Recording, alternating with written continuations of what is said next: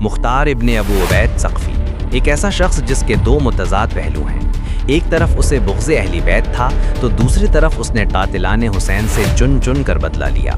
ابتداء میں وہ خارجی عقیدے کا پیرو تھا اور اہل بیت سے گہری نفرت رکھتا تھا۔ اس نے اپنے چچا کو امام حسن رضی اللہ عنہ کی گرفتاری کا شرمناک مشورہ دے کر اپنی ظالمانہ سوچ کا اظہار کیا۔ قید سے رہائی کے بعد وہ اپنے حلف کی خلاف ورزی کر کے منافقت کا مظاہرہ کرنے لگا اور اہل بیت کی محبت کا لبادہ اوڑھ کر اپنی ذات کے مفادات کے لیے بغاوت کی قیادت کی۔ اس نے دعوی نبوت کر کے خود کو نبی ظاہر کیا جو اس کی اصلیت کو بے نقاب کرتا ہے۔ طاقت کی ہوس نے اسے اندھا کر دیا اور وہ دغا باز، مکار اور اقتدار کی طلب میں دشمنوں سے کم نہ رہا۔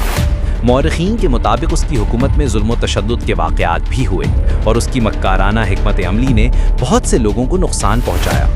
مختصر یہ کہ مختار ثقفی کی داستان فریب، جھوٹ اور خون خواری کی ایک ایسی داستان ہے جو تاریخ میں ایک بدنام باپ کے طور پر یاد رکھی جاتی ہے۔ کیا آپ جاننا چاہیں گے کہ مختار نے قاتلوں سے کس طرح انتقام لیا اور اس کے اقدامات کا کیا رد عمل آیا؟ ہم آپ کو پورے واقعات تفصیل سے بیان کریں گے، ہمارے ساتھ جڑے رہیے۔